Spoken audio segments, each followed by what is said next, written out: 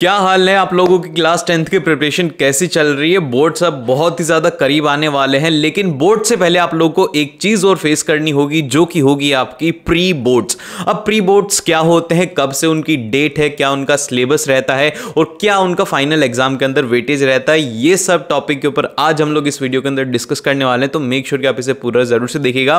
और अगर आपको साइंस का और एसएसटी का ब्लूप्रिंट देखना है तो उसकी वीडियो हमने ऑलरेडी अपलोड कर दी है, तो एक बार जाकर के देख लेना, जिससे कि आपको पता लग जाएगा कि कौन से टॉपिक इंपॉर्टेंट है जिनसे कि ज्यादा क्वेश्चन पूछे जाते हैं। तो फिर चलिए स्टार्ट करते हैं। फिर चलिए हर एक चीज को पॉइंट वाइज देखते हैं कि किसका कितना इंपॉर्टेंस है। तो अब सबसे पहला क्वेश्चन आता है कि भैया ये जो पेपर होते हैं हमारे प्री बोर्ड्स के, इनको बनाता कौन है। तो इनका मैं सिंपल सा आंसर आपको देता हूं कि ये जो पेपर है ये सीबीएसई नहीं बनाता। आपके स्कूल वाले बोलेंगे जरूर कि सीबीएसई पेपर बना के भेजेगा आपके प्री बोर्ड्स के, लेकिन ऐसा नहीं होता। नोटबुक भी आपके स्कूल में ही चेक होती है, पेपर भी आपके स्कूल में बनता है और टीचर जो है वो ही आपके नंबर देते हैं और वही नोटबुक चेक करते हैं। अब ये तो होगी यहां पर इसकी बात, लेकिन फाइनल के अंदर ऐसा नहीं होता। तो फाइनल के लिए अच्छी प्रिपरेशन करने के लिए आपको चाहिए होते एक अच्छे सैंपल। बोर्ड्स के अंदर अच्छा स्कोर करना है तो आपको उसके लिए बहुत ज्यादा सैंपल पेपर सॉल्व करने होते हैं। अब सवाल ये आता है कि सैंपल पेपर कहां से मिलेंगे। तो अब ये पीडब्ल्यू के सैंपल पेपर आपके लिए बहुत ही ज्यादा यूजफुल रह सकते हैं, क्योंकि इनके अंदर एक तो आपको लेवल वाइज सैंपल पेपर मिलेंगे, इजी, मीडियम और हार्ड, और उसी के साथ में आपको यहाँ पर हर एक जो यूनिट है उसके यहाँ पर चीट कोड्स आपको मिल जाएंगे, जिससे कि आपका फास्ट रिविजन हो जाएगा। ये जो सैंपल पेपर है इनके अंदर बस यही नहीं मिलेगा, इसी के साथ में आपको मिलेगा हर एक यूनिट का कि कितना वेटेज उसके अंदर रहने वाला है, टॉपर की आंसर शीट की, टॉपर किस तरीके से आंसर को लिखते हैं जिस वजह से उनको ज्यादा मार्क्स मिलते हैं, और यहां पर आपको अलग अलग तरीके के क्वेश्चंस भी देखने को मिलते हैं जिससे कि आप लोग अच्छे से उसको स्कोर कर पाओ। और उसी के साथ में आपको ये जितने भी सैंपल पेपर है इनका डिटेल्ड आंसर मिलता है, जिससे कि आप उसको अच्छे से समझ पाओ। और अगर आप मान लो कि कोई क्वेश्चन नहीं समझ पाते, आपको कोई क्वेश्चन समझ में नहीं आ रहा, तो यहां पर आपको एक क्यूआर कोड दिया जाता है जिससे कि आप आसानी से स्कैन करके पीडब्ल्यू फैकल्टी से वो चीज समझ सकते हो, जो कि आपके लिए काफी ज्यादा यूजफुल रहने वाली है। तो फिर देर किस बात की, जल्दी से अपनी तैयारी कीजिए। पीडब्ल्यू सैंपल पेपर के साथ में आपको सारी जगह पे मिल जाएंगे, अमेजॉन, फ्लिपकार्ट और आपके नियर बाई स्टोर्स के ऊपर भी मिल सकते हैं,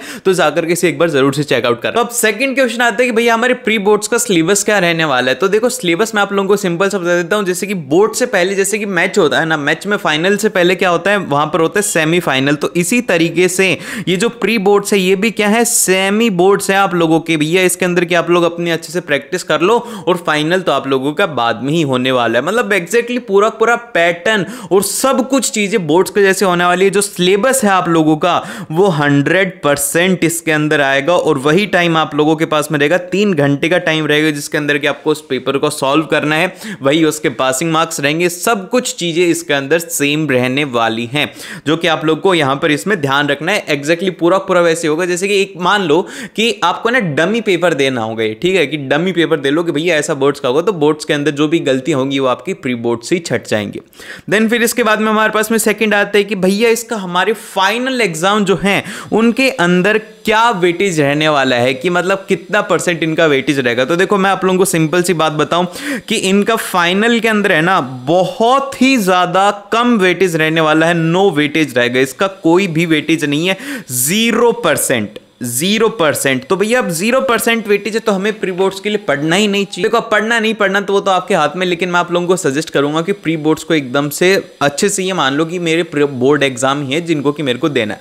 अब प्री बोर्ड से होगा क्या कि आपको ये पता लग जाएगा कि यार मैथमेटिक्स के अंदर मेरे कम मार्क्स क्यों आ रहे हैं। इसलिए आ रहे हैं क्योंकि मैं या तो प्रैक्टिस कम कर रहा हूं, या फिर मैं जब उसको सॉल्व कर रहा हूं तो सॉल्व करते करते मेरे से गलती हो रही है, या फिर मेरे से पेपर छूट रहे हैं, मेरी राइटिंग स्पीड स्लो है। ये सब बातें कब पता लगेंगी, जब आप प्री बोर्ड्स एग्जाम दोगे, और वहीं पर ही अगर आप सीधा फाइनल देने के लिए जाओगे तो आपको पता ही नहीं होगा कि भाई मेरी मिस्टेक क्या है। मैं सीधा जैसे कि मैं गया, मैंने देखा कि यार मैथ्स के पेपर के अंदर मेरा पेपर छूट गया, अगर वहीं पर ही प्री बोर्ड्स दिया तो मेरे दिमाग में रहता कि मेरे को थोड़ा फास्ट सॉल्व करना है। तो ये सब चीजें जो है वो प्री बोर्ड से आप लोगों को शॉर्ट आउट होंगी। इसके बाद में अगला क्वेश्चन आता है कि भैया हमारे प्री बोर्ड एग्जाम होंगे कब से उनकी डेट होगी। तो एक बात याद रखना कि ऑल ओवर इंडिया के अंदर जो एग्जाम है वो अलग अलग डेट के ऊपर होता है। ऐसा नहीं होता कि फिक्स भैया तुम लोग है ना सभी लोग 2 जनवरी से स्टार्ट कर दोगे, या फिर ऐसा कुछ भी नहीं होता है। जो डेट होती है वो इनकी स्टार्ट हो जाती है आप लोगों की 15 दिसंबर से। कुछ स्कूल्स लेना स्टार्ट कर दिए थे, कुछ के अंदर इनफैक्ट 2 बार प्री बोर्ड एग्जाम होते हैं, ठीक है, 2 बार प्री बोर्ड एग्जाम होते हैं ताकि स्टूडेंट अच्छे से स्कोर कर पाए। तो ये मान करके चलो कि 15 दिसंबर से लेकर के 20 जनवरी तक आप लोगों के प्री बोर्ड हो सकते हैं, इनके बीच में कभी भी हो सकते हैं। ये अलग अलग स्कूल्स का अलग अलग टाइम होता है, तो वो आप अपने स्कूल के अकॉर्डिंग बता देना और आपके स्कूल टीचर ही आपको वो बताने वाले हैं। देन फिर इसके बाद में नेक्स्ट आते कि भैया हमारा प्री बोर्ड्स का प्लान क्या रहेगा। तो देखो यार, हर एक चीज़ की प्लानिंग जरूरी होती है, तो उसी तरीके से आपको प्री बोर्ड्स की भी प्लानिंग जरूरी है। तो इसके अंदर सिंपल से आपको 3 बातें ध्यान में रखनी है। सबसे पहला तो ये है कि आपको अपना जो सिलेबस है उसको यहाँ पर कंप्लीट करना है, ठीक है। अब चाहे से कुछ भी हो जाए, प्री बोर्ड से पहले पहले हमें हमारा सिलेबस कंप्लीट करना है।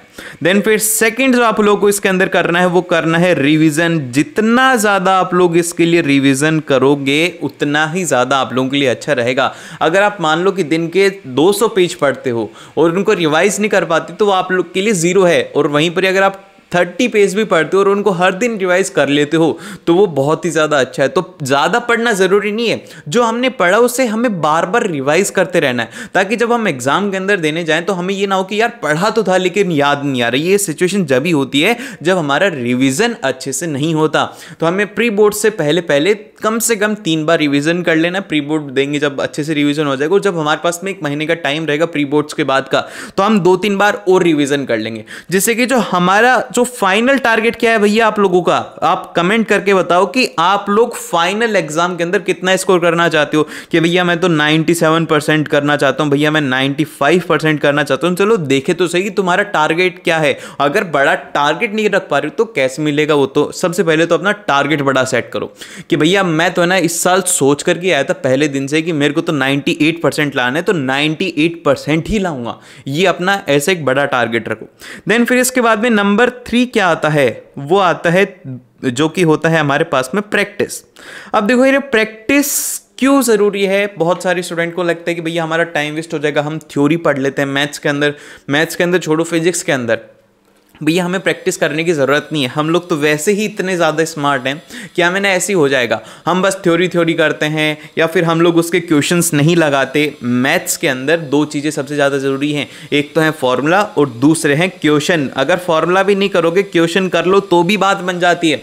लेकिन हमारी गलती क्या होती है, हम लोग इस चीज़ को इग्नोर कर देते हैं, हमें क्वेश्चंस करना ही नहीं होता, हमें क्वेश्चंस करने में मज़ा ही नहीं आता। तो जिस चीज़ में मज़ा नहीं आता वही तो ज़रूरी होती है। दवाई खाने में मज़ा आता है लेकिन बीमार होने पर वही तो खाते हैं।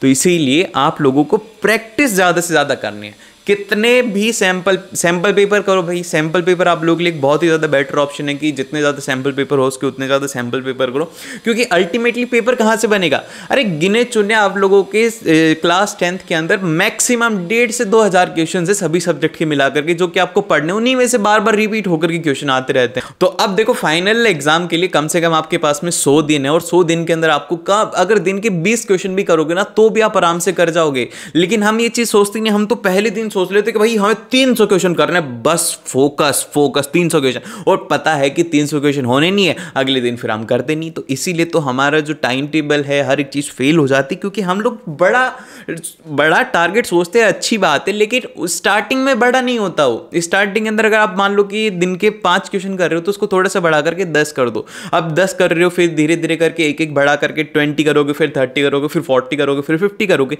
अब एक मैक्सिमम लिमिट भी आप लोगों की रीच हो जाएगी, बस इतना ही कर सकते तो सफिशिएंट है यार। उससे आप है ना आराम से उस चीज़ को कर सकते हो। क्लास 10th को इतनी ज़्यादा बड़ा हवा नहीं है कि आप लोगों को ना एकदम से फोकस होकर के, ये कोई जेई वगैरह की तैयारी नहीं है। आराम से इसमें चिल रह करके भी आप बहुत ही ज़्यादा अच्छा स्कोर कर सकते हैं। इनफैक्ट मैंने तो कुछ ऐसे स्टूडेंट्स भी देखे थे लास्ट ईयर जिन्होंने पूरी साल पढ़ाई नहीं की, लेकिन लास्ट के 1 महीने में की। लेकिन अब तुम इस भरोसे मत रह जाना कि भैया उन्होंने भी की थी हम भी कर लेंगे, नहीं। वो कुछ ही ऐसे स्टूडेंट होते जो कि कर पाते, लेकिन मैक्सिमम स्टूडेंट ऐसा नहीं कर पाते। तो आप लोगों को अपने प्री बोर्ड्स बहुत ही ज़्यादा अच्छी तरीके से देने हैं, तो इसके लिए ऑल द बेस्ट। एंड मिलते हैं आप लोगों को नेक्स्ट वीडियो के अंदर। ऐसी और वीडियोस के लिए सब्सक्राइब जरूर से कर लेना।